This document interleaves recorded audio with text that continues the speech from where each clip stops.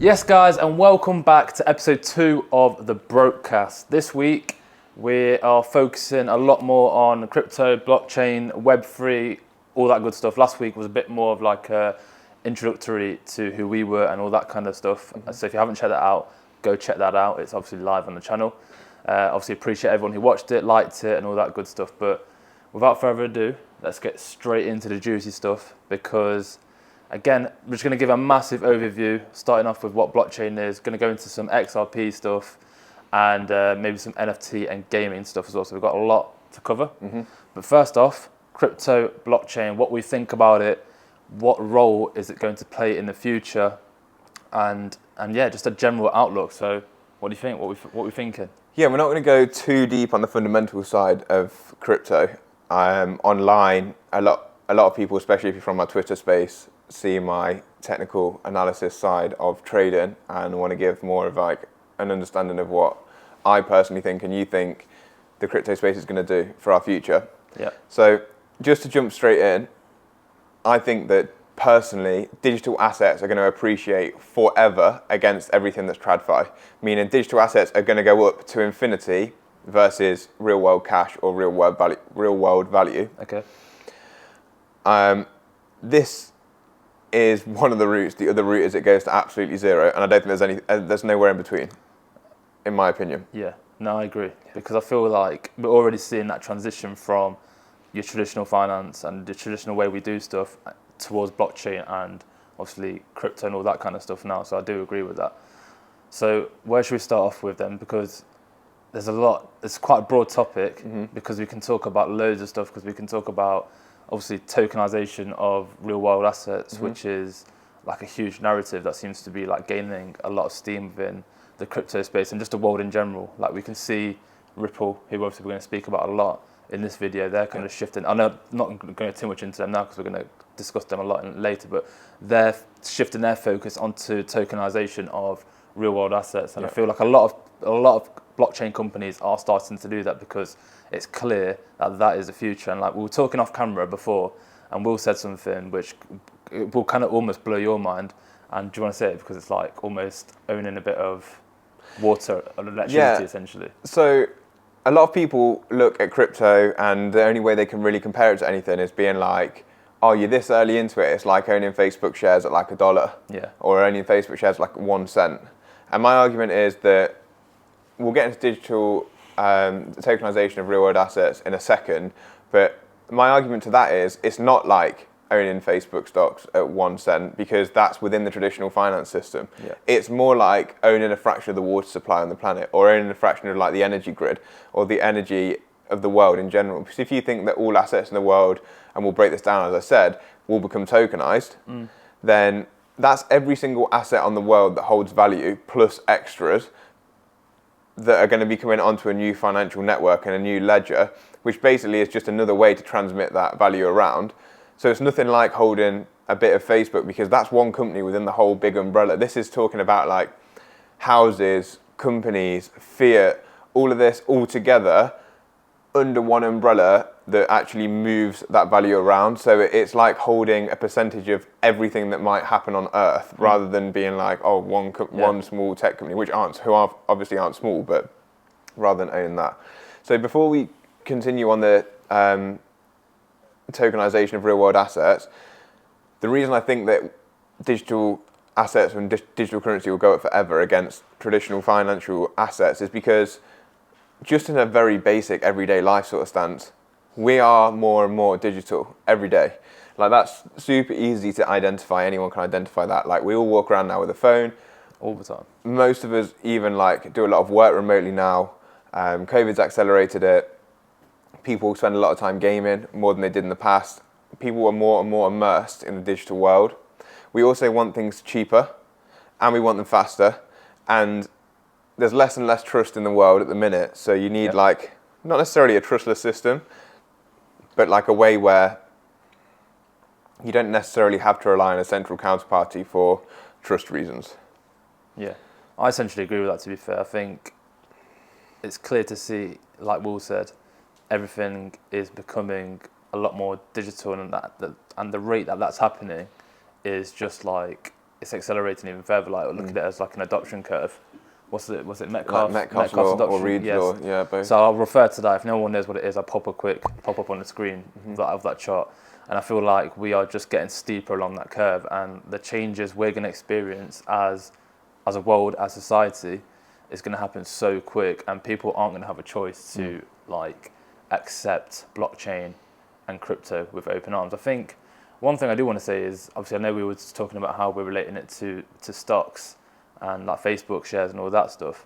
One thing I want to say, because a lot of people have kind of referenced this when they speak about crypto and they speak about what's going to be about in the next 5 to 10 years, and I just want to make it clear that I actually agree with it, and it's that the vast majority of projects, such coins, such tokens, that are all out there right now will not be here in 5 to 10 years. The ones that are going to be here are the ones that have utility and serve some sort of purpose in the world. Like let's take again Amazon, Facebook, for example. They were companies when they first came about in that .com era that actually did something and served a purpose. And then your lower down companies aren't here anymore because the projects didn't have a strong core, if that makes sense. So I think a lot of these like meme coins, for example, although we might get them in the future, like it's hard to tell what exactly it's going to be about. I think the majority of projects aren't going to be here, and I think the ones like XRP or that kind of stuff, which we're heavy on, will be here in the future. Yeah, and like now, obviously we're all speculating. That's all that crypto is. There's not really any world utility for it, like at all. And we're all like wanting some utility to come through. So it's a bit of like fighting a demon that's inside you, because everyone's wanted this decentralized land and decentralized, not land specifically, but like decentralized world to live in. But then you also want like traditional financial capital to flow. So you want your bags to obviously pump, but at the same time, you don't want the traditional finance to be here. So you're fighting yourself. But the ones that you're saying is, the ones that are going to stay are cryptos that have some sort of meaning and utility. But that could also be, like you were saying, it might not be meme coins, but it also might be because there's quite like a cultural thing around that as well. So whatever the market, I think there's one cool thing about crypto, and that is that the market fairly decides the value of everything. And it's not really got any influence from like traditional financial players, apart from when they pump and dump things like and manipulate markets like exchanges might do, in my opinion. But that's kind of like aside from the point. What we're trying to say is, and one of my big theses has always been in crypto is, I have absolutely no idea what the world's going to be like in 50 years. Like, I couldn't tell you definitely what it's going to be like in 1 year.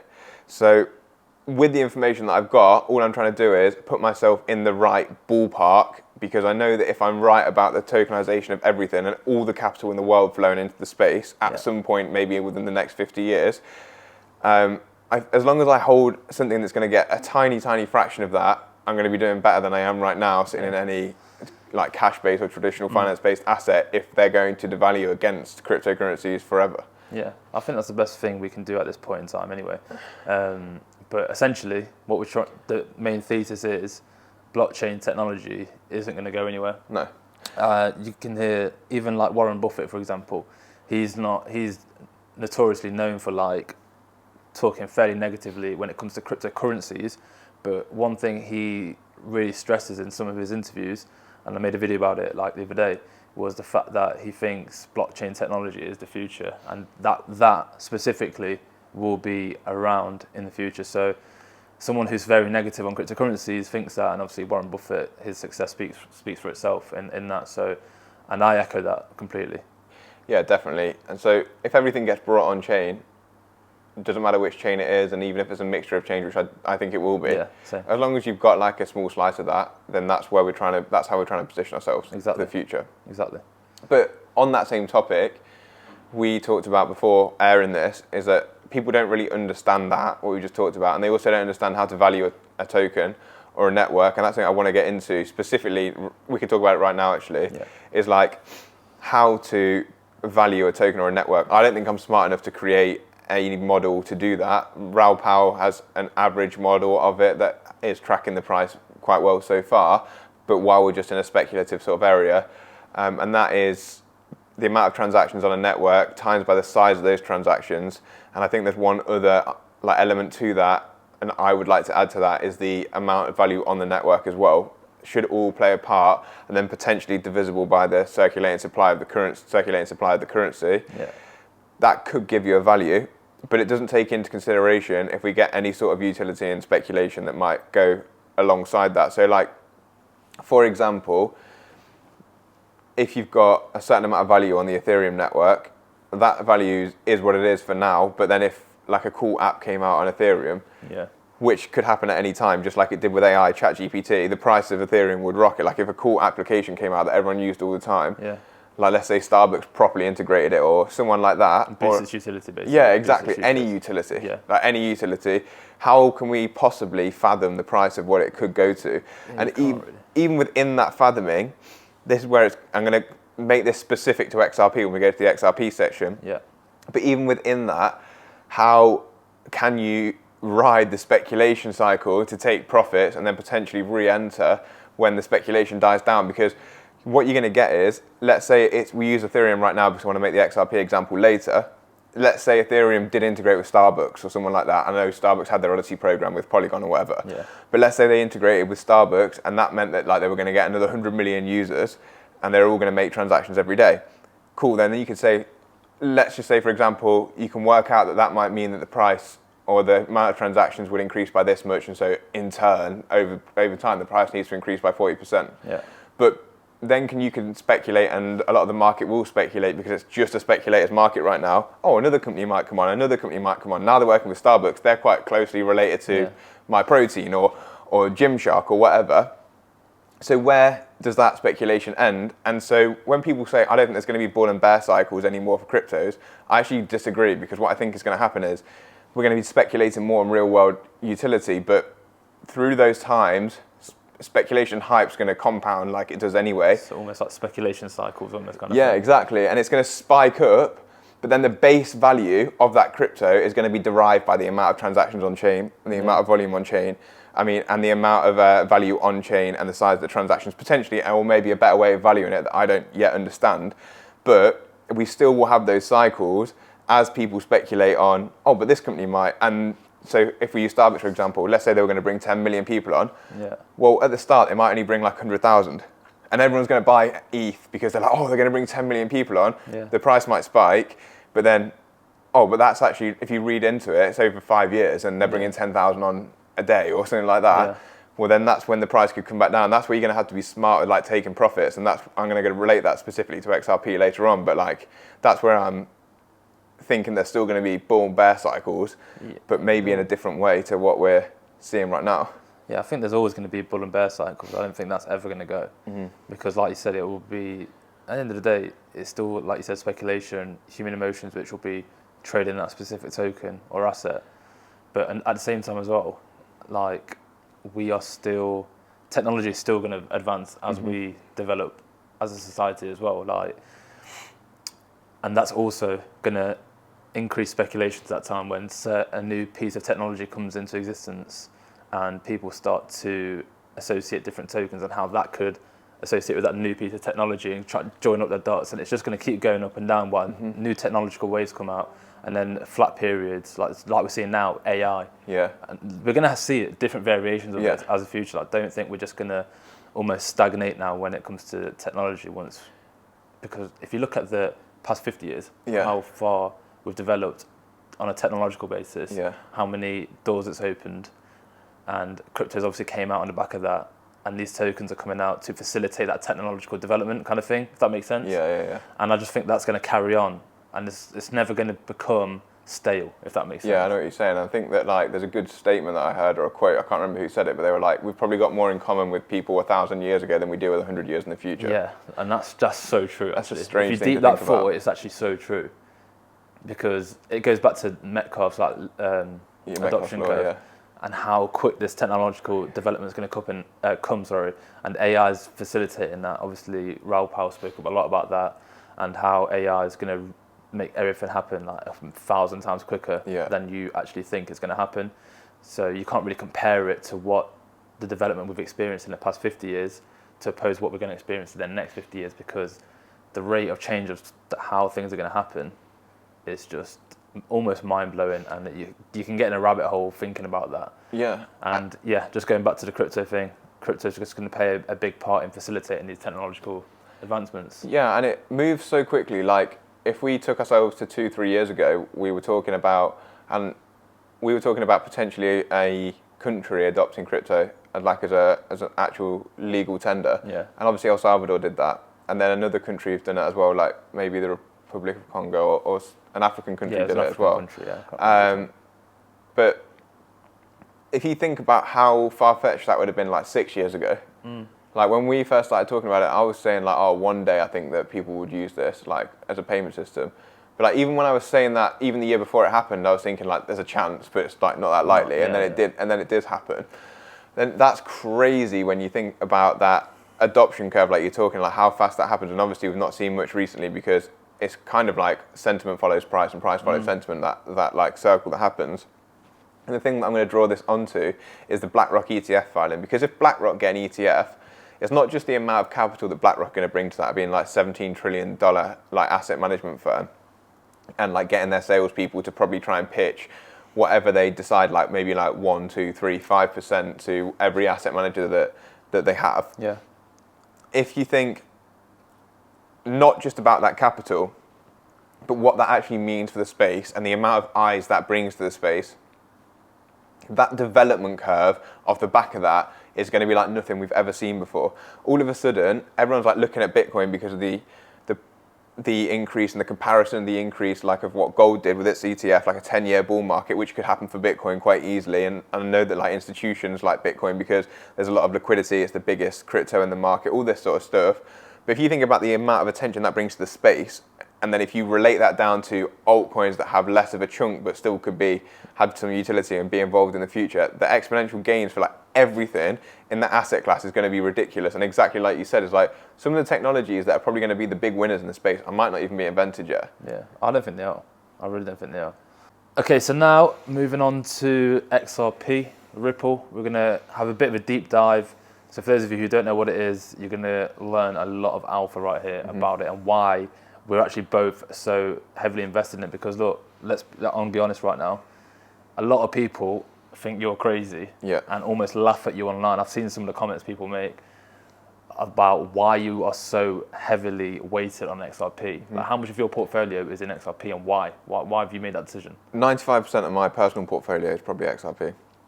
And people laugh at me in person about it, not just online. That we actually experienced that. Yeah, someone laughed at me the other day who, for whatever reason, that's up to him. But like, I'm going to get into why it's so heavily weighted.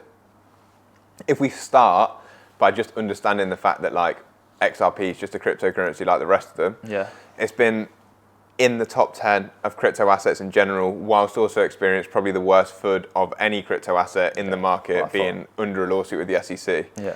Throughout that time, it's still managed to maintain its market cap pretty much, and in relation to what all the other cryptos have done, has stayed within the top 10. It didn't have a bull run like we expected in the last bull run, but we can't prove whether it would or it wouldn't without the SEC lawsuit. So let's just take that away, because we only can live in the world that we live in now. Yeah, correct. And in that world, we've been through the worst of the FUD, potentially. Like obviously, anything could happen in any space ever. Yeah. We're still managing to stay in the top 10. We've consolidated now for 5 years on a technical pattern. So explosion to the upside is always bigger after consolidation. Almost imagine like a coiled spring. So we've basically got, on a technical level, the same advantages as everything else, but with a longer consolidation. If the crypto space in general moves up, let's say Bitcoin goes on a rally, ETH normally rallies more because it's got a smaller market cap, and I'm talking in terms of percentage here. Now we've got no suppression potentially for XRP. Surely that rallies more because the market cap's even smaller, but it's also a proven asset that stays within the top 10. So you've got the same security arguments that you've got with ETH and Bitcoin, in my opinion, but with more of an upside. Yeah. So that's just on a cryptocurrency like portfolio level, like where it's like, oh, okay, I'm going to allocate this, and this, and I want this much in a safe asset, this much in a safe asset. Well, in my opinion, it's just as safe. And like, let's say it doesn't even break all-time highs. We're at like 50 cent now. Even if it goes up to all-time highs, it's still like 600% from here. So like, the upside's huge. And if it does go for like a 4.236 extension, which is what I think it could do, goes up to like $10 to $13, that's just to mimic last cycle for Bitcoin and ETH. Yeah. Then it's a huge upside, like a 26x from here. Yeah, risk to reward's very good on it. Risk to reward's ridiculous. In comparison to your major cryptos. Yeah, exactly. So that's only on like a basic understanding of cryptocurrency investment level, and now we can get technical deep. level. Yeah, exactly. What have they been doing? Like, obviously, they've been doing stuff with Bhutan, Palau, all those kind of regions. What are those? What have they been doing with them? We've talked about just now, just on the speculation level of what XRP could do in terms of like when all cryptos pump and like market cycle, when attention comes around, it goes into the space and different assets pump. We've just talked about that. So now if we go into that fundamental level that you're talking about there, is like the big thing that I want to stress to everybody that a lot of people don't understand is actually, and before that, just to set a background, Ripple and XRP are not the same thing. Yeah. And that is so clear. Like, let's be completely honest. Ripple are a company operating for profit. They're not a charity. So they try and make money. XRP is a cryptocurrency. Ripple are the custodians and the steward of the XRP escrow. And in that escrow, there's like 46 billion, I think, at the minute, XRP. That escrow is released at 1 billion a month, but whatever they don't use that comes out of escrow, they lock back up, which is normally about 800 million a month. So they use 1 to 200 million a month. A lot of people think that this circulation or the increased circulation and supply that comes into circulation is something that keeps the XRP price down and suppresses it. However, if you actually take that out and use just basic maths, if you get 1 to 200 million XRP a month coming into the circulating supply, that over a year is between 1 and 2 billion XRP. Yeah. And if you then have a look how much that is in terms of inflation, if XRP's market cap is currently, or the circulating supply is currently 55 billion, 1 to 2 billion is like 2.5% to 5% of supply a year, which is nothing. Like ETH's inflated at like 6% every year until the London hard fork last year, and now sometimes it's deflationary, sometimes inflationary, depending on network activity. Yeah. And ETH still managed to do a 4.236 extension last cycle. Yeah. Because the numbers seem bigger, people look at it and go, oh, look how much is coming into circulation. It's never going to go up. Well, if you actually look at the percentages and the increase in like the inflationary amount of XRP that's coming into the market at the minute, it should make almost no difference on price. So let's just say that for one thing for people to understand. You need to understand that, to be fair. The next thing that people should understand is, as I just said, Ripple is a business. It operates for profit. People say Ripple don't care about the price of XRP, and this is kind of why the SEC are after Ripple anyway. I beg to differ. Ripple do care about the price of XRP. Any company that operates for profit, if you're holding 46 billion of a specific asset, do you want that asset to be worth more or less in value? It's in their best interest for it to obviously appreciate in value, isn't it? Absolutely, and it makes no sense to me when people online go, yeah, but Ripple don't care about XRP. Yes, they do. Of course they flipping care about XRP. People just hate on Ripple and XRP, and then there's no change in their mind to say anything stupid like that, won't there? Exactly, and then we're going into the fundamentals now, where people say, and this is such a normal topic online, oh, XRP's a banker's coin. Yeah. No, there's loads of different issues with international payments, which is what Ripple and XRP's goal is. So Ripple are a technology provider that are trying to like compete with Swift for international payments. Yeah. And XRP is obviously trying to be a facilitator as like a neutral bridge asset from fiat to fiat transactions. But if you think that just to compete with Swift, if you think that Swift are like doing business to business transactions all day, every day, and I think it's 550 million a day, but I could be wrong. Like it might be an hour. Like it's a huge figure. It's a huge figure. But if you think that 8% of those transactions fail, just as a first like thought, 8% of the transactions fail, and then obviously you have ridiculous fees, but we can talk about that in a bit. But like that shows that there's a market there. And the market they're really trying to attack is like Nostro Vostro accounts. So for people that don't understand that, I'm going to try and break it down to as layman's terms, because that's the only way that I can understand it. Right. It's like, let's say the UK a business in the UK or the UK central bank want to pay a business in Japan. This is just a completely made up example. The Bank of Japan or the Japanese central bank will be holding a certain amount of Japanese yen, but that the British government own. So like to send that money, because we haven't actually got any way of facilitating that payment online, to send that money, what actually happens is they debit and credit that account. So like in Japan, let's say the UK hold 100 billion Japanese yen in the Japanese central bank and they want to pay someone in Japan, they then like will take that money out of that pocket of cash that they've got at the central bank, pay the business, and then the UK bank will just top that up again like in a few weeks and balance it out after a few weeks. Like we're in 2023. Sounds so inefficient. How are we doing that? But so that's obviously so like slow and doesn't work very well. Yeah.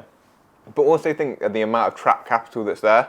I think that's comes to 28 billion or 28 trillion. It might be 28 trillion around the world, because if you think that that's just one example of like the UK's government or the UK central bank to the Japanese central bank, but if we've got then another account in the Chinese and the People's Bank of China or whatever, or another account at the Federal Reserve, another account here, another account there, and most of the time when you actually do a transaction, you swap it through dollar on retail, but like that's how central banks like pay each other. And like think of the amount of trapped capital if each central bank's got capital trapped in every single bank around the world. That's just ridiculous to think about. So that's where Ripple's XRP really, in my opinion, is targeting big transactions like that, country to country, but also institutional, so business to business, across borders. But it's like David Schwartz said, like back in the day, he was like, it's almost like we've created an app that would be similar to Twitter, before Twitter was like a big thing, but before everyone had iPhones. No one's going to be using Twitter, or no one on a big scale used Twitter before the iPhone came out. So they need the technology first, which would be a CBDC, which we can get to whether you like that or not in another episode, or we can talk about it in this one, I don't know, but another one's probably better. It deserves a whole episode. But before that rail's created, there's already a product there to fix the cross-border problem, because countries still don't want to hold other countries' currencies.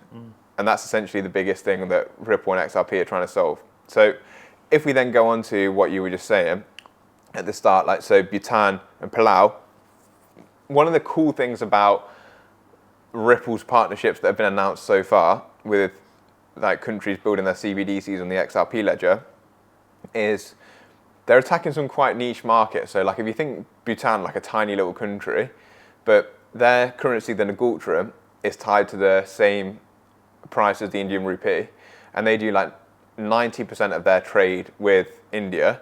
So I've actually done a deep dive on Twitter. You can check out my thread where I've like talked about all the different relationships potentially between Ripple and India. And Bhutan is a great way into there to like almost test that the financial system might work on the same currency as the Indian rupee.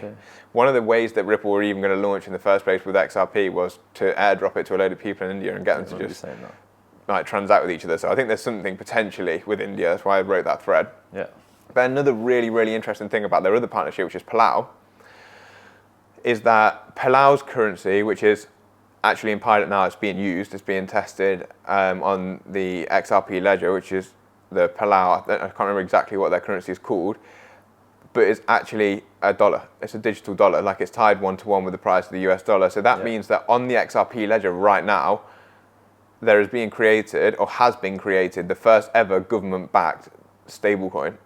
And people like aren't taking that into consideration either. Like stablecoins are going to be huge in the future. Well, the XRP ledger have got the first one that's ever backed by a government. All the rest are like private companies. They've been making moves, like even despite.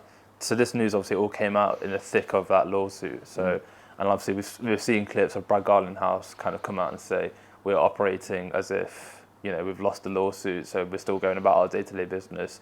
And they're just kind of like disregarding America. But in the background, they continue to work, expand their network, and test their technology. So that's one thing that kind of drew me so much into like Ripple and XRP, was the fact that they were doing that, because it just shows that they believe in their technology, they believe in their project so much. But let's talk about their involvement with the Bank of England. Because I know a lot of people can speculate, and obviously we've made videos speculating about this topic, but for good reason as well. So they've been testing proof of concept with the Bank of England since 2016. So we know that that's fact. Like that's published. It's on like Bank of England like website. Yeah, it's on the Bank of England website. They have a WEB3 project in the UK, which is their university blockchain research initiative, and they're partnered with the University of London, is it? UCL, University College London, that's who their partnership is there. So this is one other thing that I think they're doing that's super smart. Clever, very clever. Super smart is they're investing in like universities all around the world, and that one of them being MIT, which is where Gary Gensler was weirdly before he went to the SEC. So strange. Yeah. Anyway, we can get into this sort of stuff. But the MIT, for example, are the people who are responsible for creating a digital dollar, and Ripple funded them with 50 million in like 2017. So strange. Yeah. that they're all weird like things, but if you think they've been testing with the Bank of England since 2016, as obviously like a really viral picture of Brad Garlinghouse sitting with the chair of the Monetary Authority of Singapore, Christine Lagarde's in the audience listening to what they're saying. This was like 2017, 2016 as well. The point that I'm trying to get to here is what we talked about off camera is legacy finance, and in fact the world ticks around in a specific way, and it's who you know. And Brad Garlinghouse has been in the room with people since he's been CEO. Ripple have been around since like 2012. We saw Chris Larsen visit London and speak to Sadiq Khan, who is like the mayor of London. Like all these little things mean something, in my opinion. And you can go and say like, oh, we're all speculating on XRP. But I like XRP and I like crypto. And we talk about crypto all the time. So if you're Brad Garlinghouse, you're Chris Larsen, you're going to meet all these people all the time. You're sitting in the rooms with them talking about banking, whether you're talking about fixing their traditional payment rail that they're already using. I'll use RippleNet and we can save you 3% on your Swift fees. You cannot tell me that in these conversations Brad Garlinghouse hasn't gone, but if you use XRP you can 100%. Save like 99.99999%.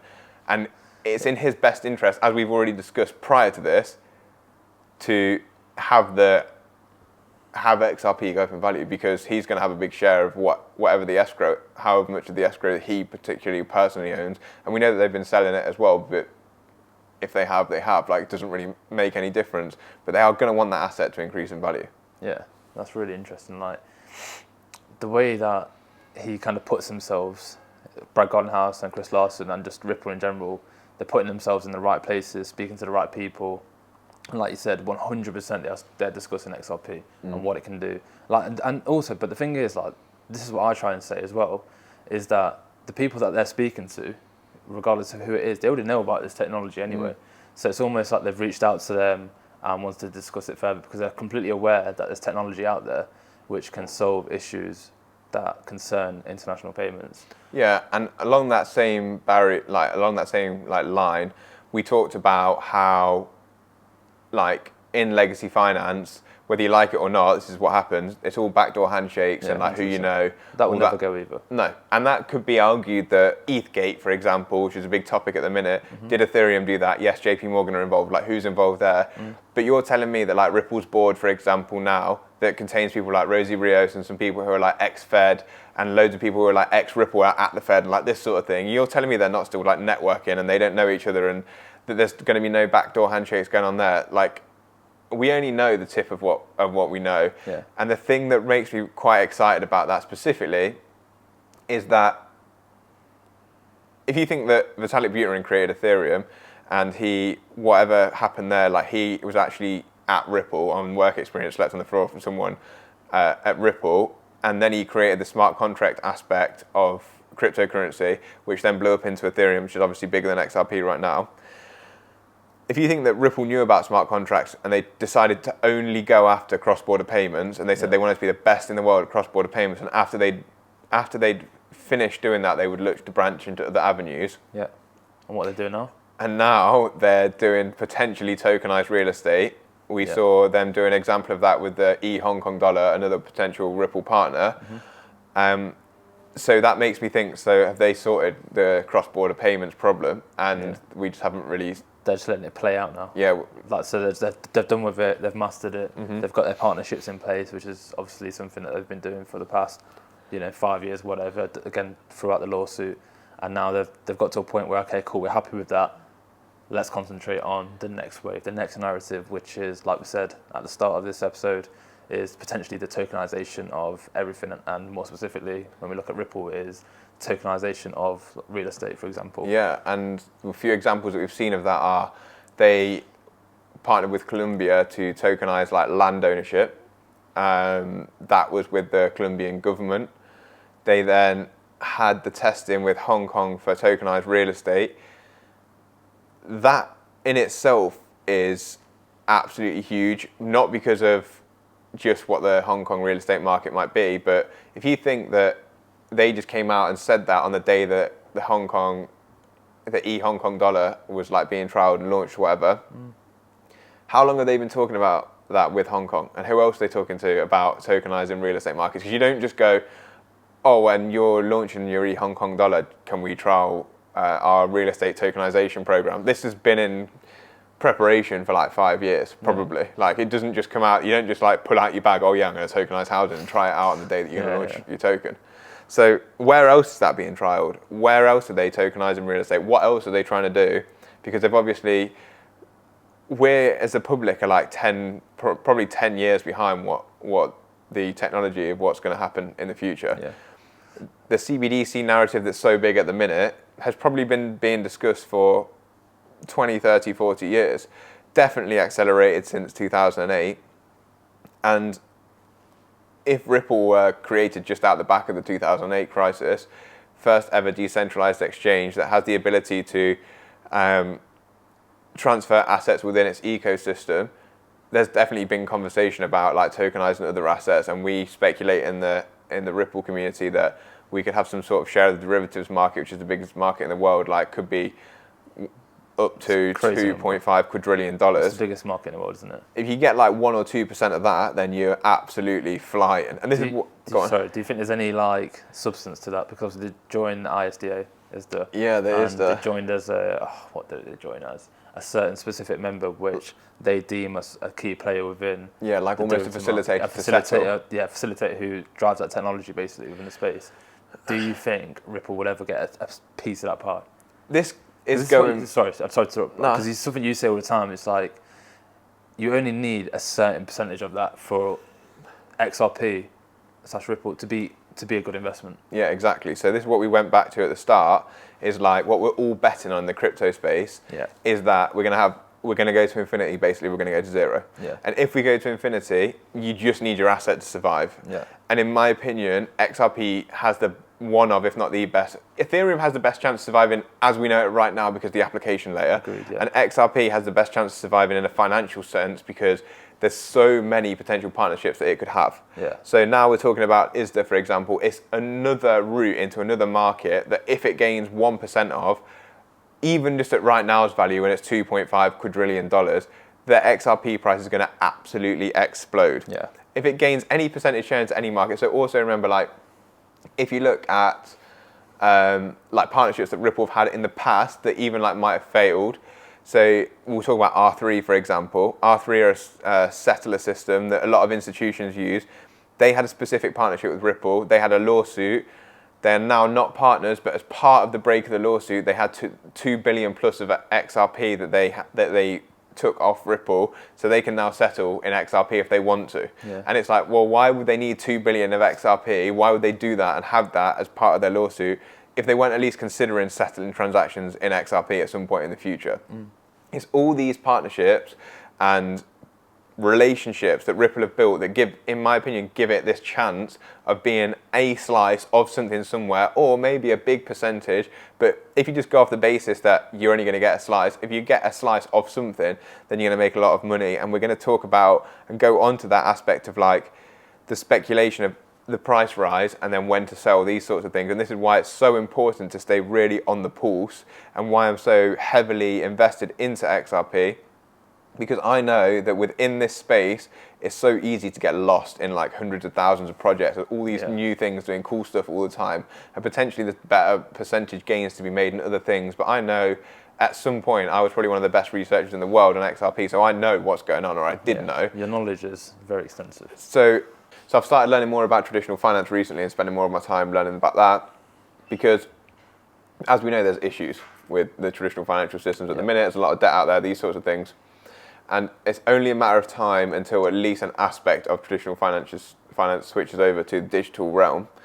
And if within that realm, there's some sort of partnership with Ripple. So let's just say, for example, with the example that we used earlier, Central Bank of England to Japan, we know that SBI Holdings in Japan are like a 6% shareholder in Ripple. Let's just say that they do a pilot test of the pound to the Japanese yen. But then they start to say, okay, actually, we're going to try this on an active level. XRP speculation and value is going to go off the charts. Like people are going to go nuts, and you're going to see the high end speculation. You're going to be like, let's just say the UK do, pull a number out of thin air, £3 quadrillion in online transactions a year or something like that. Yeah. Everyone's going to be like, oh my God, like XRP is worth 3 quadrillion because the Bank of England do 3 quadrillion every year in online transactions. When realistically, they're probably, even with that partnership announced, they're probably only going to like push like 1% of their transaction volume between them two countries through Ripple and XRP, even if it's institutions within those countries, like let's say it's like a NatWest to a SBI Holdings Bank, just through the XRP ledger and ODL, for example, people are going to run wild with speculation. Yeah. And at that time, XRP price would rocket. This is where you got to have your finger on the pulse of both finance, but also crypto, because I'm going to be selling into that. I'm going to be selling into that hype, because everyone, like even down the local pub, you're going to walk into someone and be like, oh, you're into crypto. Have you heard this? XRP is like settling transactions between Japan and the UK, and it's going to be worth like $200 tomorrow and like $1,000 the next day. That's when you sell. That's when you start selling, because that speculation is where you take profits when people are buying in, because as soon as the hype is off XRP and it goes somewhere else, yes, the base value of what the asset is worth may be higher than it was before the announcement, but if they're only running like 1% of their transactions through, realistically the base increase in value might be like 10% if you actually took it down to a protocol level. Yeah. But the speculation could run it up like, kind of thing. Yeah, like thousands of percent. You sell there, and then if you want to get back in, you get back in. But that's where you make the money in the crypto space, because nothing's a real gain until you take it into like fiat or whatever you're going to convert it into. Which is kind of another aspect that I want to talk about on another video. But I guess we'll go into a deeper dive into structuring portfolios in a later episode. But like, I also won't necessarily take it into dollars. Like, I'm going to take it into assets that I don't think have made that same pump within the same cycle of XRP. But that's specifically where I'd be taking some money off the table. Yeah. Just one thing I want to ask you is, what do you think about Japan's involvement? I obviously won't speak about this too much if you don't want to, but what do you think, how much significance do you hold on XRP being so prominent within Japan? Because everyone knows that Japan are X amount of years ahead of everyone else's like financial cycle almost, I think is the best way to explain it. And obviously, I don't know who it was, but someone quite high up in one of the banks said that every bank is going to be using XRP within the next 5 years. And he said that like a few years ago. And obviously, we've got Ripple's ties with SBI Remit. What kind of what weight do you put on their involvement within Japan? Yeah, I think obviously, if they're so keen on adopting XRP and they're so ahead of us, supposedly, do you think that holds any like weight onto anything? Or? I think it was like Yoshitaka Katawa who said that, and he's like quite high up at SBI, and he said that most banks in Japan will be using XRP by 2025. So that's obviously only like 2 years ago now. Yeah. I think that it's wicked to get that recognition from banks, but I also think that things in legacy finance move really slowly until they move fast. Like they're, like we've been saying, like in the background, all these things are probably happening, and then it's going to need a catalyst, or one day they're like, boom, just turn it, like almost like flip the switch. I think it will be that. Do you not think with XRP specifically, like there's no way you can ease that in? I guess the easing in process is what they're doing now in terms of like negotiating with these big banks and being around and partnering with these big like legacy finance corporations, everyone kind of thing. I guess that's the easing part, because once you adopt like that kind of technology, it literally is instant, just like the technology, isn't it? Yeah, definitely. And I think that like Asia is a really good region. Japan specifically, has weight, and I don't know in terms of like they're ahead. But also if you think like in Korea, they're ahead, and their prices for XRP are different to what it is in the rest of the world. They took the Korean volume off like CoinMarketCap for some reason in like 2017, and everyone was like, why is that happening? XRP's just dropped this much volume overnight, but it hadn't. They just took the stats from Korea off, and I don't know why that is. Never been so. They're really crypto, like ahead of us in terms of crypto as well. But one big thing that I think is important about XRP, and that a lot of people don't understand, especially if you're thinking about networks in general, is if you think of all these like ODL corridors that are like popping up, so like Malaysia to Singapore, like Thailand to Malaysia, like all these, it's kind of like when you build a competitor in any sort of market. So like, let's say if you take the Match.com group, who are like, who make all the dating apps, like Tinder pops up, Hinge pops up, Bumble.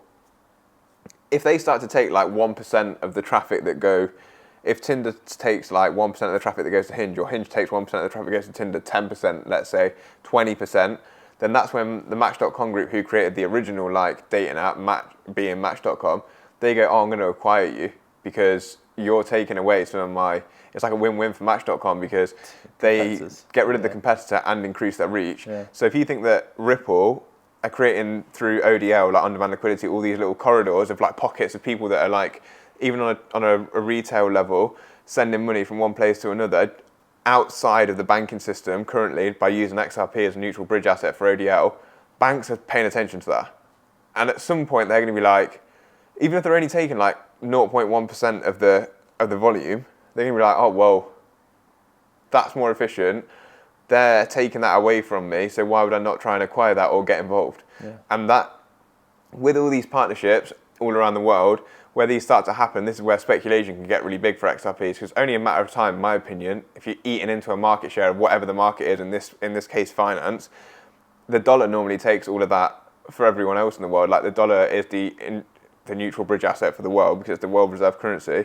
America have got to be looking at that thinking like, we need to do something about that. Like whether that's with the lawsuit or or whether that's just like acquiring part of Ripple or whatever it might be. And that's why you have these wild speculations, because if you take that on a network level and you think about any other company in acquisition and why they do it, that's exactly what Ripple are doing. They're eating into a network that hasn't had any competition for a long time, and they are taking chunks. When we start to see the big chunks is when we'll start to see the big price appreciation. So you said about like, how much significance do I put on Japan specifically? Quite big, because it's a big economy. So like if they do have, even domestically, if they start to use XRP, I know they use it for some things, like they have esports teams and that sort of thing, they pay an XRP. Yeah. If they start to use it like internationally for some cross-border payments, which I think they do anyway with like Singapore, they have at least an ODL corridor there, they start putting volume through that, people are paying attention. Like even if it's like 1%, 0.1%, 0.5%, 2%, 5%, that's when eyes come onto it, and that's when you could see some serious valuations, because even if someone tries to buy out like sections of the network, the cool thing about crypto in general is that we own a percentage of that network. Yeah. So that's when you can start to see some real big appreciation in price.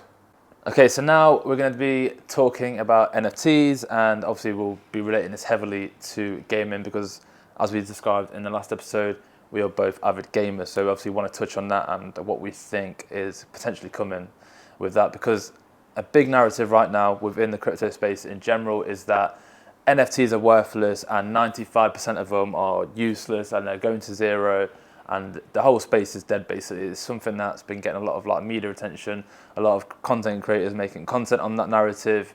But yeah, what do we think about NFTs? Because obviously they've had that euphoria stage in their last bull run. It went crazy. Loads of people made money on it. We had like Bored Apes, Punks, etc.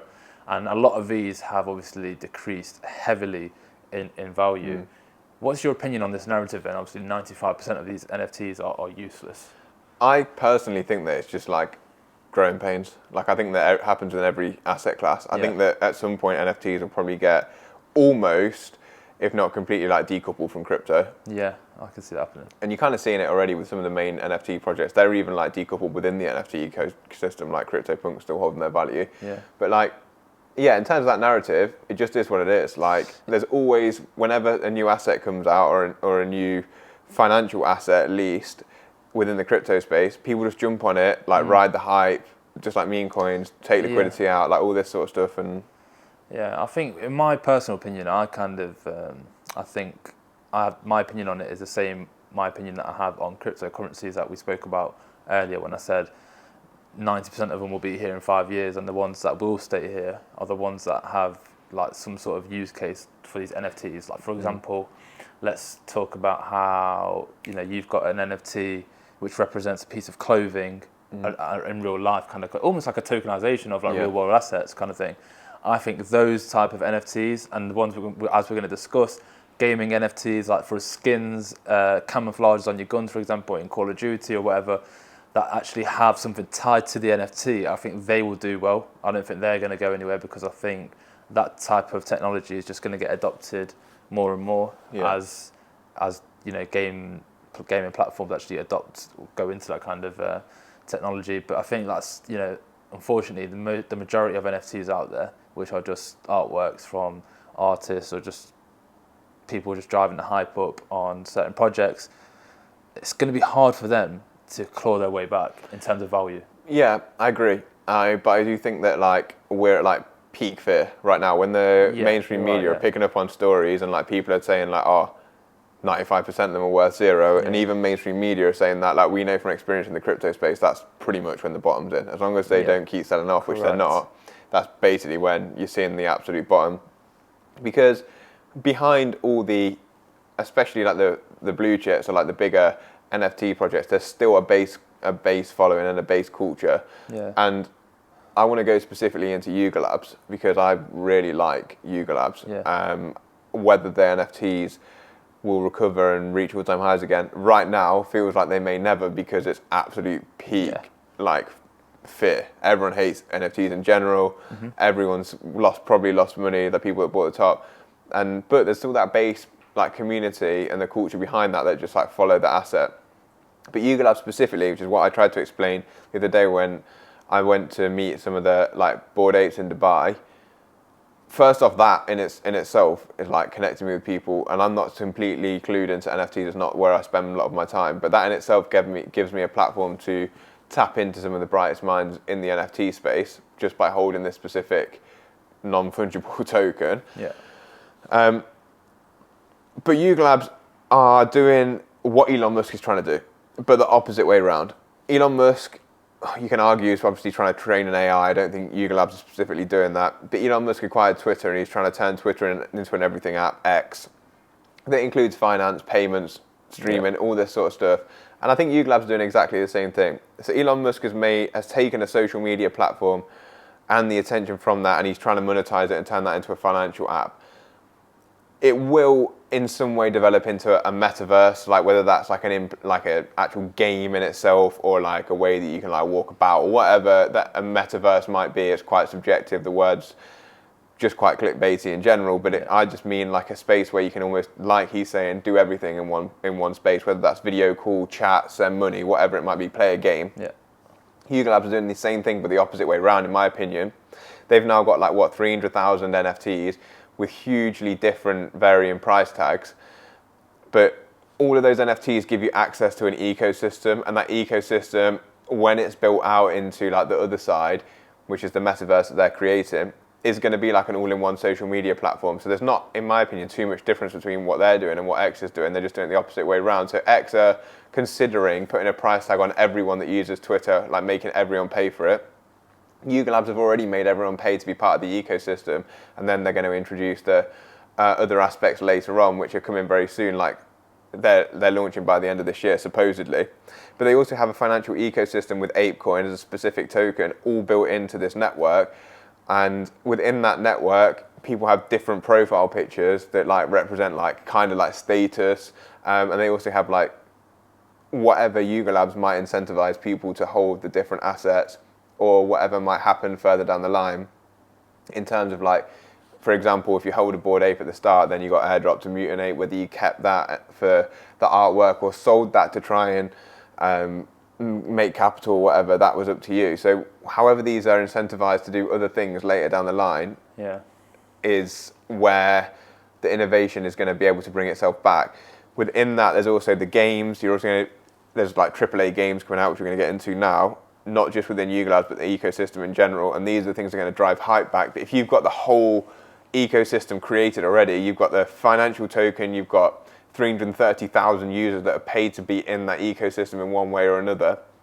And yeah, look, a lot of people hold more than one of the assets. So let's just say only 100,000 people on the network. That's still a 100,000 person network, just like we talked about earlier with Ripple, for example. It's a 100,000 person network that people have paid to be within, that they can do everything on. Speak to each other, send money to each other, play games, do quests, be incentivized to spend time on this specific thing within the ecosystem because that's what Yuga Labs or the community or ApeCoin DAO say, oh, let's spend some time like trying to create something. And then there might be like bounty tokens in there. You get paid in ApeCoin for that. Like all these sorts of things that I don't think people can really understand because they've never really grown up in the internet land that we've basically grown up in within. But it's basically what Elon Musk is trying to do. One of the most successful entrepreneurs in the world, but the opposite way around in terms of finance. But as well as that, you've got they're hiring because they went from like $0 to $3 billion in like 6 months. Yeah. They've got the funds as well, so they're hiring like staff left, right, and centre, like Fortnite CEO to actually make a game within this metaverse system. They've got the brightest minds and now the bankroll, and they've been ahead of the game for so long. Will they survive? Who knows? Will the value go back up to what it was? Who knows? But they're in the best position, in my opinion, to. Yeah, I don't doubt that projects like Yuga Labs won't be here in 5 years. I know they will because at their core, their infrastructure is just so like strong. It's well built. It's well thought out, and it works. In my opinion, anyway. Like you said, they've got a token, they've got a metaverse coming up. Again, I guess that kind of serves as like utility, which is what I was touching on earlier with that. But I just think, like I said before, a lot of the smaller projects which don't have like a strong community like Yuga Labs, it's going to be really difficult for them, in my opinion, to get where they were. Do you know what I mean? A lot of I've seen it. So many projects. Like I don't really specialize in NFTs either, but just being around Twitter, you can see how much these have actually dropped off in value, and I just don't think they're going to recover, bro. I think a lot of them won't. But the big projects with good communities, I don't think they're not going anywhere. Like you said, will they actually reach the heights that they once reached?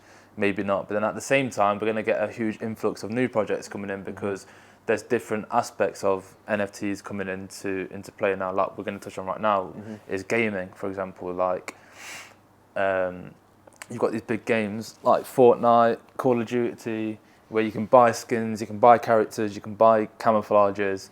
I think that is going to be, when that kind of comes into it, that's going to almost bring another hype cycle back to NFTs, which might have a bit of a knock-on effect to the existing NFTs, which could obviously inadvertently bring them back up to value. But I'm actually really excited about this, and I think there's going to be really, really good opportunities for people to make a lot of money on these type of investments if you get in early on them, because the figures are out there right now. The amount of money kids spend on skins in Fortnite, for example, the amount of money they made, even on like FIFA with packs on Ultimate Team, for example, they generate so much income. Like even Call of Duty, camouflages, the packs you can get now with them.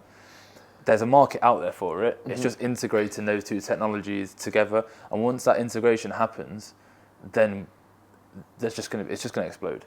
Yeah, I agree. And there's a load of different avenues that they can attack that from. So many. And for example, Fwiz, or what's his name? Ryan Wyatt, is it? Yeah, he's the Fwiz. CEO of Polygon Studios now. And he's ex like Call of Duty. So he's like someone quite integrated in the Web3 world who's going to be trying to like mesh the two, basically, of the gaming world to Web3. But gaming is such a huge, huge area, and it's only getting bigger in terms of like adoption. And like we were just talking about, when we were kids, only a smaller percentage than now, like we're playing games, like as in video games, because they were quite new. The technology's now improved. COVID's accelerated it. People were sitting inside. Even people in my age who weren't really into gaming now, like play games pretty regularly because of that period. Then when we have kids, they're all going to be born into a world where gaming is like pretty popular. Even when I was like lecturing at Loughborough College and like coaching some esports there, the amount of people and the interest that they had in gaming was much different to when we were young. There's like curriculum within esports now, so people actually learning about the esports genre in like all together. And that attention and those people in that space are already living in like tokenized economies. They already live in like you were saying, Fortnite, the V-Bucks world. They know how much the John Wick skin was worth at the time, and like how much the accounts having the John Wick skin on it are worth now, for example. But there's so many avenues you can attack, like within Web3 using these games, and the other way around is like new games that are going to come out within Web3 and that tokenized ecosystem that are going to compete with the Web2 games. So there's so much pressure on like gaming companies at the minute, and it's quite like a, just as crypto and Web3 is in general, it's quite like a frowned upon area. Everyone's like, here's the word crypto, here's the word NFT. They're like, oh no, I don't want to touch that for some reason. Because they just think scam, don't they? Yeah, they don't really understand it. But like, I've had some specific ideas, and one of like my dream jobs is to like advise like a AAA game into how to integrate like NFTs or Web3 in general. And I want to go through a few examples of how I think I could do it, and I would do it, and then I want to pass it to you to think how you would do it. Yeah. So one could be like a marketplace that could obviously like go between any of their like titles. So say for like Ubisoft or whatever, I don't know what they make, but let's say they make Halo, but they also make like some other games. I'm not sure. Like let's say, and then you can get a skin on Halo, but you can also transfer that over to another game. That's one way you can obviously do it quite simply. Just a marketplace of buying and selling. But then you can go deeper into that. So we're going to use Call of Duty for this example because I'm quite into Call of Duty myself.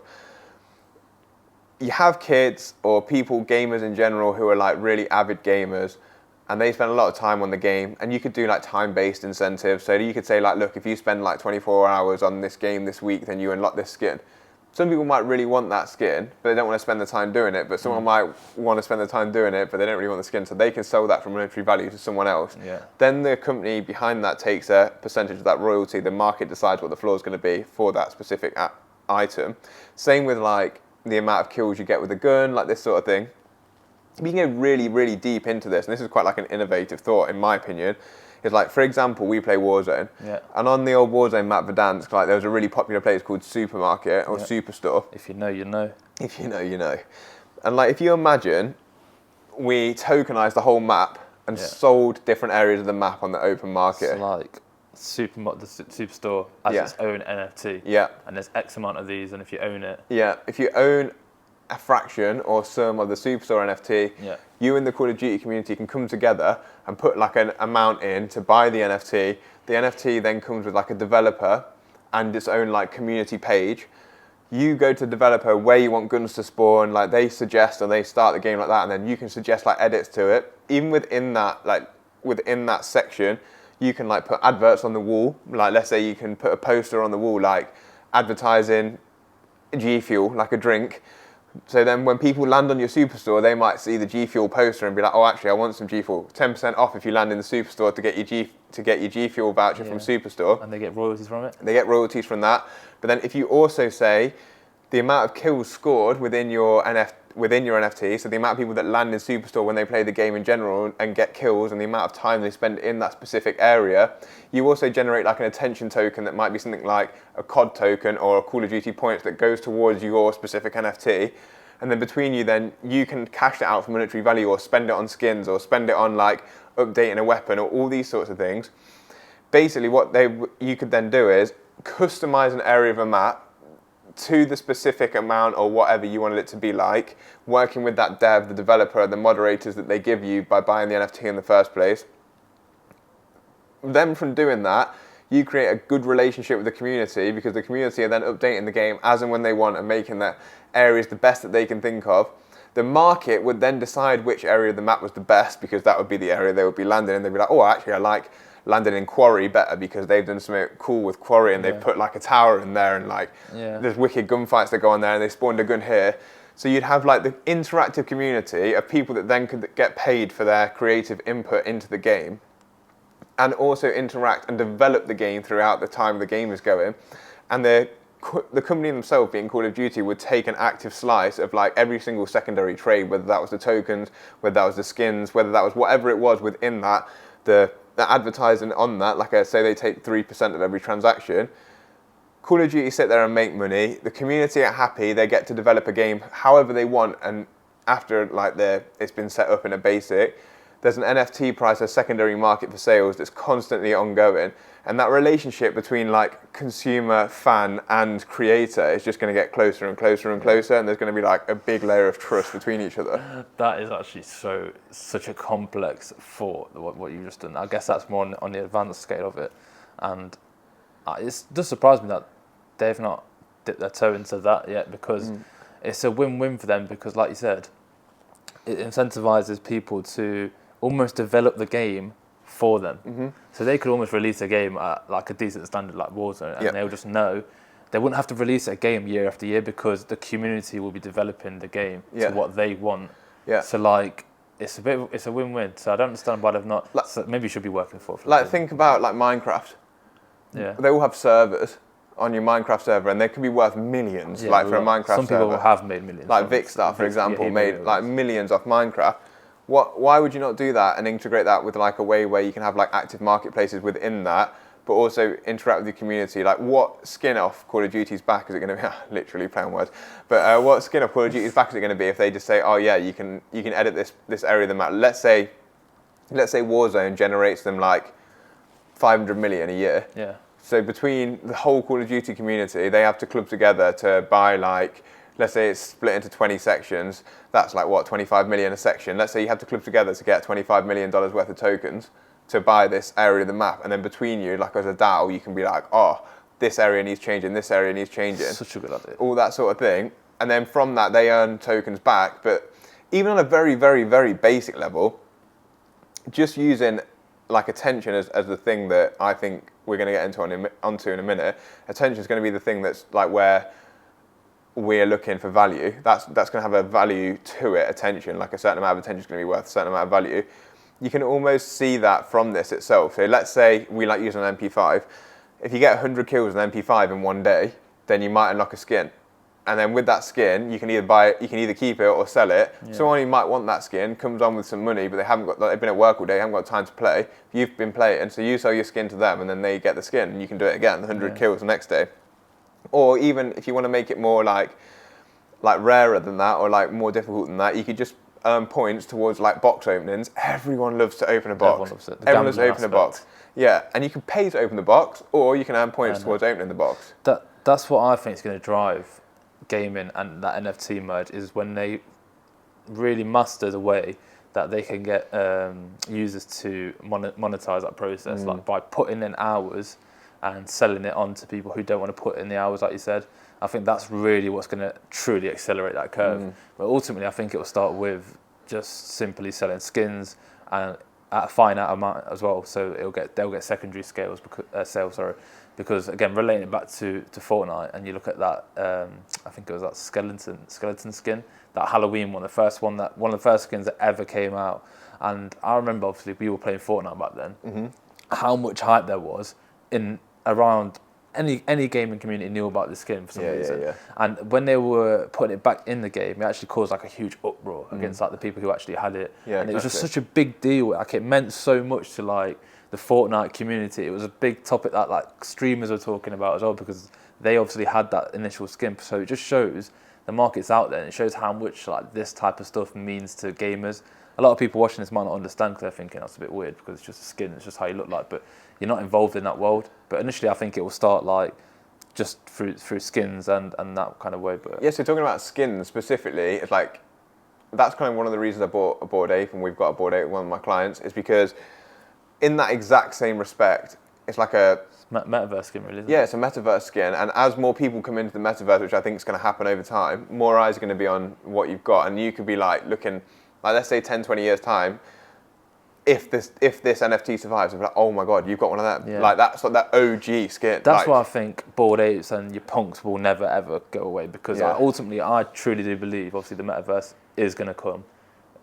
Putting a time scale on it is pretty hard, but it's going to come. Everyone's going to have their characters. You're going to be able to use these existing NFTs in the space. So if you've got one of the prominent names now that are out there now, you're onto a winner in my opinion. You've got a good chance. You have got a good chance, but like I said, the ones that are a bit smaller, like they're just a bit irrelevant because they're going to be about forever. Because if you think that like we kind of go into like a Ready Player One sort of world at some point, like maybe it's not exactly the same, but we've got Apple's AR headset coming out in January.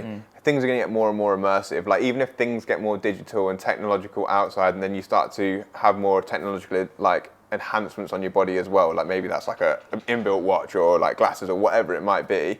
In all these worlds, the thing that like resonates through them all is more digital. Things are more digital, and as more people come into a more digital world, that's where you're going to start to see the potential rise of things that are digital with value attached to them. And that's where I think that people really underestimate the potential value of something that is finite and on chain. So like something like a Bored Ape that has a strong community behind it already, if that community can stay I think it will do well in the future. But going back to the skins in the game, like if you made some skins like 1 of 10, and you got it from luckily opening a box at some point, any point, people who are then like streaming the game, earning money from not just the revenue from people watching them stream because they're a good player, also selling the skins, they like open like a pack that gets like this 1 of 10 skin. The skin might itself like be able to make you like be able to fly out to meet the founders of the game, like all this sort of stuff. You could attach all these like in-game things to it. And that would be like a huge thing online, like, oh my gosh, some guy's got the first ever iced out whatever, and it gets him like a iced out rollie, and he goes to meet Activision and like take a tour of the Call of Duty community, and they then maybe like employ someone to clip up his Twitch channels and make him video content. That's like some of the perks you could get from it. Like imagine the market value that these things could really have and the attention it could drive towards the game. Yeah, the potential's there in that kind of aspect, and like you were talking about extensively before, the development aspects of games. Like the sky is actually the limit in this kind of thing, because even now you can sit here and you could just create so many ideas of how games could incorporate NFTs and the ways that they could monetize it, the ways that it could drive interaction, this, that, and the other. And I think it's obviously going to be a part not just in gaming but even in real life, like making an NFT, like in the metaverse, for example. I don't know if it's block, but obviously the advertisement stands. If you own that advertisement stand, you earn passive income from people interacting with the advertisement. So say if there's a advertisement board outside, for example, you own that specific advertisement board's NFT, you're going to be able to generate income from owning that through your NFT interaction, if that makes sense. I think that's going to happen. I don't know when, but I think that type of technology is going to come into like real world NFTs, and ultimately I think gaming is going to explode as well. Yeah, and that type of technology, we can transition this into the next section, like what we're going to finish with. That type of technology is going to transition into what I think is going to be, like I said, the base value of like value in general, which is attention. Like at the minute it's kind of like data, so if you've got information about someone, that's like the new oil, people are saying. But at some point in the future we're going to have a base value for attention, and that base value will be paid in like different tokens potentially. But I think that people, and they may already have this, like will have metrics on how much attention's worth. So for example, in that example that you used, if your billboard gets looked at, then you get some attention tokens from someone else, but also they get attention token for looking at your advert. And like the way that you could do this, so like within a game that we talked about would be like a poster on the wall in your superstore for your G Fuel, but also take that to a real world scenario. We talked about this off camera. It's like, let's say you go to a supermarket and things are more digital. Maybe you've got glasses on walking around, or maybe you're looking at something and there's digital pop-outs or whatever, and you're looking at chicken. There could be like an advert, like you look up, am I going to watch this advert? The advert's 10 seconds long and you get so much attention token for watching it. Or, so you start watching that, the advert comes down and it's like showing you how to cook the chicken, and it's showing you, if you use this Jamaican herb spice, so that you can make the chicken in this specific way. So Jamaican herb spice are paying for the advertising token. You're watching it with your 10 seconds, you get 10% off the Jamaican herb spice, and then the supermarket are getting your attention for that time looking at the chicken, two sales within the supermarket. So that's where you can like implement that into like real day life, like everyday life as well. Especially if you start like thinking, how fast are we going to start picking up like AR with Apple's AR stuff, and how and this is what I was saying off camera, we haven't got onto this, but if we can sort out like zero knowledge proof and digital identities, that's when we're going to start like seeing potentially value transact in ways that we've never seen value before. Because if you can have a zero knowledge proof, which is like basically where, as an easy example, I'm Crypto Insight UK, but I have a real life identity as well. If there's a layer between, we use Twitter and myself that can verify that I am who I am, but I can still be an alias online, and that can tie into my digital identity, then you could use that in an online world to get like attention tokens. Like let's say you're watching a YouTube video, you watch the YouTube video, you might get 10 YouTube tokens, and you can spend them YouTube tokens on, I don't know, whatever you might buy within YouTube. YouTube might bring a store out, you can then get it on discount for, I don't know, YouTube hoodies, or like, for example, things like that. So that's where attention and the future is going to go in terms of like attention tokens, in my understanding. I think attention is going to be the biggest thing, and I think we're going to have a value for it, because attention is like the only constant that we can really have. Like you're already seeing it from social media apps now. Like, let's say you go on Instagram, you close the Instagram app, but actually if you accept the terms and conditions for Insta, they can still track you when you go on like Safari. They can watch your eyes. They like watch your eyes, where you're looking, all this sort of stuff. They already kind of do it. Yeah. So at some point, they're going to need to. We're going to try and take value back from that. Like, as a consumer, we're going to be like, oh, okay, well, I want to take some value and I need to earn some value from every single time I give someone my attention. I think that's where the future is going to go, and that can be integrated into every aspect of life. But it just reiterates the fact that the possibilities are endless of how this type of technology could be incorporated. And it's why I think NFTs will never die. Yeah, and one thing we actually haven't talked about, which we were going to talk about with NFTs, is there's a lot of been going on behind the scenes. Like, they've tokenized like Pokemon cards and some other things this week. People have been buying, you know how like there's a trend of like buying opening Pokemon card packs and having them like accredited or whatever it's called, to say that they're rare or legit. They've started tokenizing Pokemon cards on like the Matic blockchain, and they've been trading them loads this week. There was like a hell of a lot of volume, like let's say 50 mil in Pokemon cards, just to tokenize Pokemon cards. That's what I mean. So like that's one thing. Like, imagine, we're not even getting into like plane tickets, hotel rooms, like all this sort of stuff that's actually real world use cases. And within those spaces, like you see on like comparethemarket.com, you have like a user system. It's you make a profile, you have your password, you have your email, that's you. When you have like a generic thing with this zero knowledge proof and digital identity, you can just log into each one. They just tie that NFT to your profile, and if your profile picture is like a Bored Ape, they might be like, yo, this guy's crap. Let's see what he's doing. He's arbitraging hotel rooms. I want to copy what he's doing. But then every single time you're doing something, they're like thinking, oh, well, this guy must be like an innovator because he was here in the first place. Like, if Bored Ape survived, you know what I mean? And that gives you that online like credibility. I can already see it from me holding it, that it gives me a key to a community that I never had access to before. Like all these interesting people that I've met that are doing some sick things. No, I think that's probably our because we could sit here for hours speaking about that kind of stuff. Because it's just endless. Yeah, gaming. We love gaming. Like I do anyway. Like I know you do as well. I've got hundreds of ideas on gaming, but there's one other actually idea that I would share quickly around NFTs and tokenization. And Friendtech are kind of doing it now. I had this idea a long time ago, so it doesn't matter if I share it. I was going to try and develop it, but it's just I'm not connected with the people to do it yet. But I had an idea of like tokenizing yourself, like as a person, especially as a content creator. And if you were a new startup content creator, for example, say you're a brilliant example. You've got like 1,000 followers on Instagram and TikTok, and you want to grow, but you need help with video editing, you need help, maybe you need a studio, you need all these things. You could somehow create a market value for your worth. If you could find fundraisers to come in, they could buy a percentage of your net worth. Let's say you say 10%, 20% of your worth, they give you the cash up front, you then spend that cash on upgrading and being able to put out more videos. In return, when you get sponsorship deals, let's say you have agreed, you give 20% of your sponsorship deal to them as a payment of the royalty, and then you also get to discuss with them like, oh, if you make a brand in the future, clothing deal, let's say you sell clothes, you sell an item, you sell whatever it might be, you pay them back in the long term, and they basically put the cash up front for you in the short term. And you could even make the deal like, cool, you've invested 20k each for 10 people, put in 20k each. I will give you back, if I earn this amount by this time, I'll give you back 30k, and then you can still keep your NFT and it can generate this. Do you know what I mean? There's ways where you could tokenize the future of content creation or gamers. Streamers are a great example of that. People who play games all the time, like if you could buy into basically them as a company, I think that'd be a wicked way to use tokenization and NFTs in general. That's a good idea, to be fair. And it's technology like that, it's ideas like that, which is what I think is going to drive NFTs value in the future. Like when there's an actual like meaning behind that NFC and the way people can make money of it, ultimately is what I think.